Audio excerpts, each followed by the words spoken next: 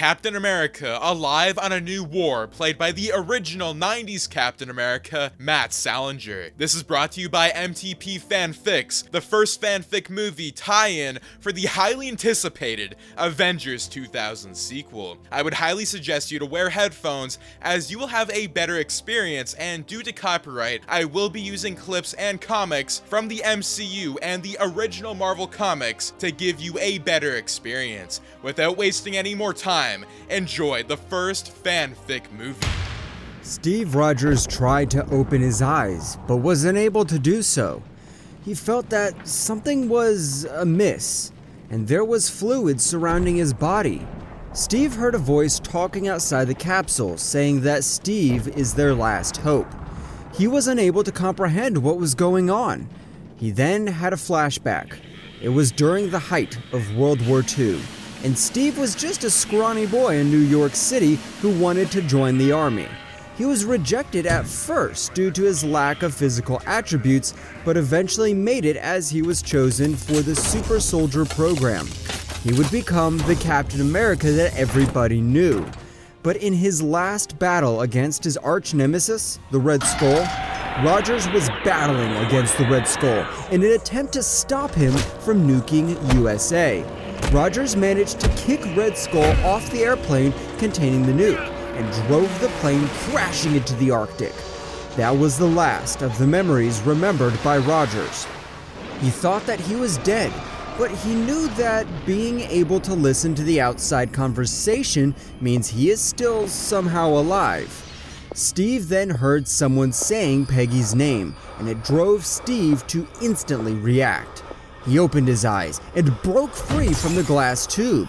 He looked around and saw several soldiers dressed in a weird uniform staring at him with their guns aimed at him. He heard a familiar voice telling them to stand down. Steve looked up, and it was none other than his lover, Peggy. However, she looked a little bit older but was still beautiful as ever. Steve saw that one of the soldiers had something like a Hydra armband and thought he was still under the imprisonment of Hydra. Steve charged towards the soldiers and pushed them away before trying to grab Peggy's arm. However, the other soldiers came in and overpowered Steve, who was still weakened from being awakened. With Steve pinned to the ground, Peggy told Steve that he does not have to worry, as they're in a safe place. She said that she would explain everything that happened to Steve once he is calm. Steve calmed himself down and thought to himself that perhaps he was no longer the super soldier he used to be. Peggy explained to him that he was still a super soldier he was 15 years ago. He did not understand and demanded an explanation. Peggy told Steve that he was asleep for 15 years. However, they only found him a decade ago after the end of World War II. He was floating at the bottom of the Arctic Ocean, all frozen. Perhaps it was his super soldier blood that saved him after all this time. Since then, they have brought him back to an underground facility in the States to bring him back from sleep. Peggy said that after Captain America was declared missing by the States, the Nazis under Adolf Hitler declared a full frontal assault on US soil. Armed with Hydra technologies, Germany easily defeated the Allied forces. They grew to expand their forces around the world within a decade and are currently the main government of the world. The rest of the world, who decided not to give in, has retreated underground and formed a new resistance to battle against the Nazis. Steve said that he did not expect the world to plunder into such chaos after his apparent demise. He then asked if the Red Skull was defeated, but was shocked to hear the Red Skull's voice in the room as he entered, saying that he has missed their times of battling together. Steve was shocked and went into a battle stance. He wanted to attack Red Skull before Peggy stopped him. Peggy said that it was Red Skull who found Captain America at the bottom of Arctic. After he was apparently tossed out of the plane containing the nuke, the Red Skull went crashing into one of the ice glaciers. As he had a tracker device as each Hydra member had, the Hydra top generals went and located him. He returned to Germany to serve Hitler, but was booted for his failure to nuke the key American cities. Feeling raged, He went into hiding along with several Hydra soldiers, and they went to join the resistance. At first, Peggy, who was the top commander of the resistance, was hesitant to bring him in, but she knew they needed all the power to fight against the Nazis. Red Skull made a deal with Peggy that he would help to find Steve Rogers to allow him to join them. Red Skull eventually located Steve after years of searching for him. Over the years, Red Skull has been supplying Steve with his blood, as both of them contained the super soldier serum in their blood. In order to help sustain Steve, Red Skull agreed to do so. Captain America was still suspicious of Red Skull, but decided to not act hostile for now. Peggy then told Captain America that with Hitler in command of the troops and they are controlling the entire world, they needed to defeat them quick before the entire resistance is completely wiped out. Peggy said that they received intelligence that the Nazis are on the midst of completing a device called the Time Platform. This device allowed its user to travel across time and space. Using the most brilliant minds of the scientists across the globe, the device has been perfected, but they have yet to use it. Peggy said that if they could steal the Time Platform device, they could use it to go back in time to retrieve a golden artifact called the Stones of Merlin. Claimed to be crafted by the great wizard Merlin himself, the Stones of Merlin would grant its user omnipotent power and literally invincible from any damage.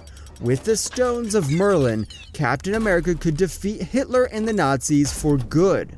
However, the last sight of the Stones of Merlin was in England, but its exact location was unknown. Steve was reluctant, but agreed to do so. Peggy said the Nazis are no longer the average soldier they were last time Steve fought with them. The soldiers were empowered with 1/3 of the super soldier serum that were used on Red Skull and Caps. While they were unable to replicate the exact serum, the current serum allows one Nazi soldier to be faster, stronger, and smarter than the average soldier. The Nazis also had a chip programmed in their mind that would allow them to easily follow orders without any chance of disloyalty. However, the main mothership of the chip is unknown. Peggy said as time was running low, they needed to be quick to storm into the Nazi HQ to retrieve the Time Platform. A few nights later, Captain America, Red Skull, Peggy, and several members of Resistance has located the exact location of Time Platform at the HQ. They would be storming in quick and leaving fast. Peggy said that the time travel works differently in the time portal, where a minute on Earth is a day in the new dimension. Steve was still suspicious of Red Skull as he felt that he had other intentions. Eventually, Steve decided to rest the thought as their priority is retrieving the Time Platform. They only know that the Time Platform had a resemblance of a giant mirror. Retrieving it would cause a lot of noise, but it was now or never. The Resistance eventually stormed into the Nazi HQs and used guerrilla tactics to surprise them. The Resistance, made of ex-Hydra soldiers loyal to Red Skull and post-World War II soldiers, fired shots at the Nazis, who were caught off guard. Amidst the commotion, Steve, Peggy, and Red Skull entered the HQ. They eventually located the Time Platform beneath the facility. They saw that the Time Platform allowed them to enter the coordinates of the location and time they desired to go. Peggy said that she would stay behind to guard the Time Platform from any intruders. As agreed upon, the Red Skull and Captain America entered the Time Platform to Britain at 1940 before the start of the World War. The Red Skull and Caps were transported back in time. They were transported to the location of the last site of the Merlin Stones. The duo used a device that allowed them to identify strong magical source. If there are any, then the device would redirect them to its location. After several hours of searching, the device eventually beeped, directing them to an old shack near a barn. As Captain America was about to grab the Stones of Merlin, he heard a gun clock on his skull. The voice told him not to move and to surrender the Stones of Merlin. Cap told that he knew that Red Skull had exterior motive from the start. Cap said that the main priority is to destroy the Nazis and fix the world. The Red Skull agrees, but he said that he would do on his own terms.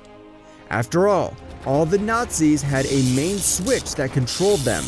By using the Stones of Merlin and defeating Hitler, he could then take command of the Nazis and restore Hydra.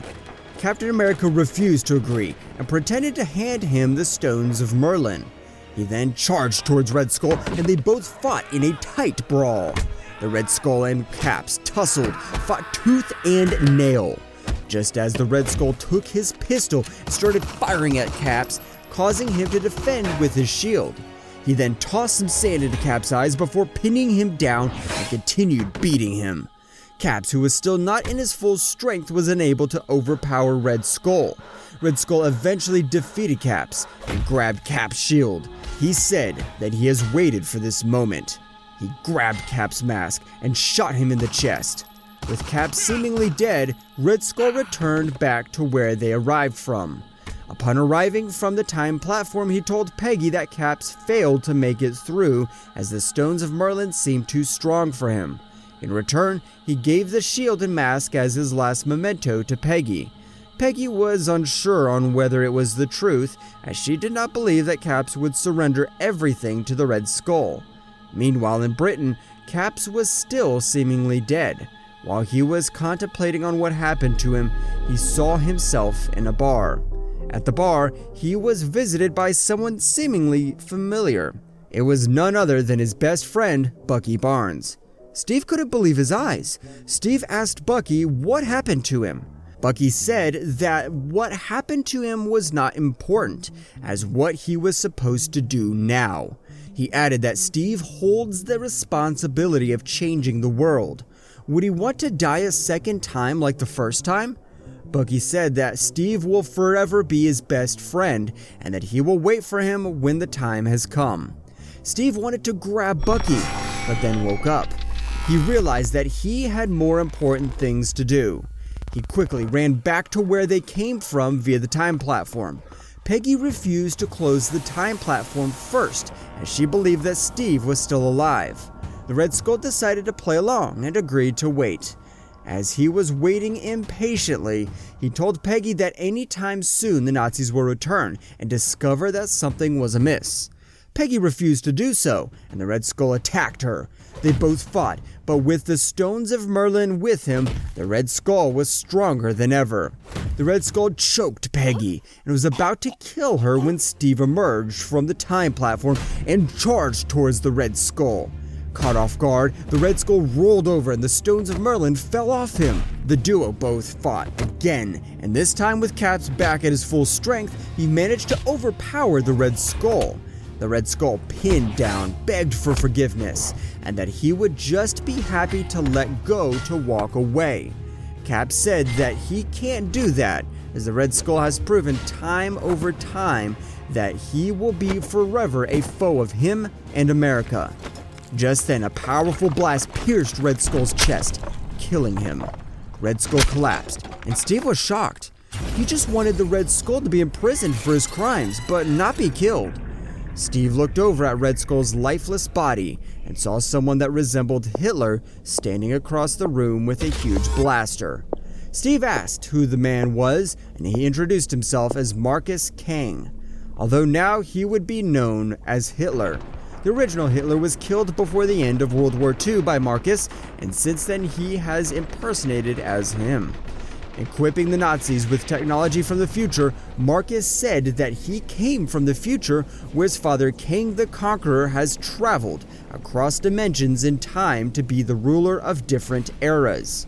Marcus was sent to this era by his father to acquire the Stones of Merlin. He was about to launch a search on it, but he was unwilling to travel via the time platform on his own.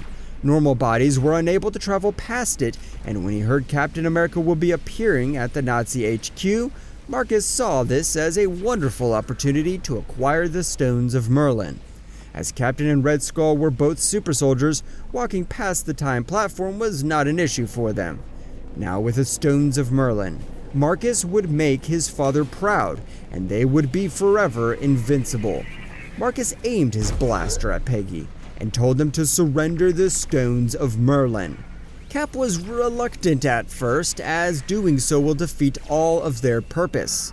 Peggy then told Steve not to surrender the stones, and she stood up, rushing towards Marcus. Marcus, who was surprised, fired his blaster, killing Peggy. Steve, enraged with Marcus, charged toward him and defeated him with the enhancement of the Stones of Merlin. Caps, who was still filled with rage, continued punching down Marcus with his shield until he was unconscious. Peggy then called for Steve as she told him to be strong and always be the hero America needs. Steve held and embraced Peggy as she drew her last breath. Just then, Steve saw Marcus opened a portal and disappeared before saying that while today he might be victorious, his father will destroy all of them in the future. Steve carried Peggy on his back, with the Stones of Merlin hanging from around his neck. He then located the mother control room that controlled all the Nazis. He used his shield to smash the main button, instantly shutting down all Nazis. The Resistance Army cheered as they have won the battle. Captain America then destroyed the time platform as it was deemed to be dangerous. He kept the Stones of Merlin to himself and vowed to never let anyone know about it. Steve Rogers resumed the mantle of Captain America and eventually helped the other countries to be completely clear of the Nazis. With the main stronghold of the Nazis shut down, the regime was eventually defeated, and Captain America was regarded as the main hero of crippling the Nazis. Steve, with a picture of Peggy in his hand, looked into the sky and wondered when he will be reunited with Peggy and Bucky. He remembered he still has a duty to fulfill as the bearer of the Stones of Merlin and Captain America. Meanwhile, in a spaceship in a distant future, Marcus was seen crawling on the ground with himself being badly injured. Marcus grabbed a hemostatic spray to heal himself before someone came towards him. He then apologized that he has failed to acquire the Stones of Merlin. The man said that he doesn't have to worry about this anymore before proceeding to stab him in the chest, killing him. With Marcus dead, the man pushed his body aside and said that he still have other artifacts to hunt for in his quest for universe domination. It was revealed to be none other than Kang the Conqueror himself.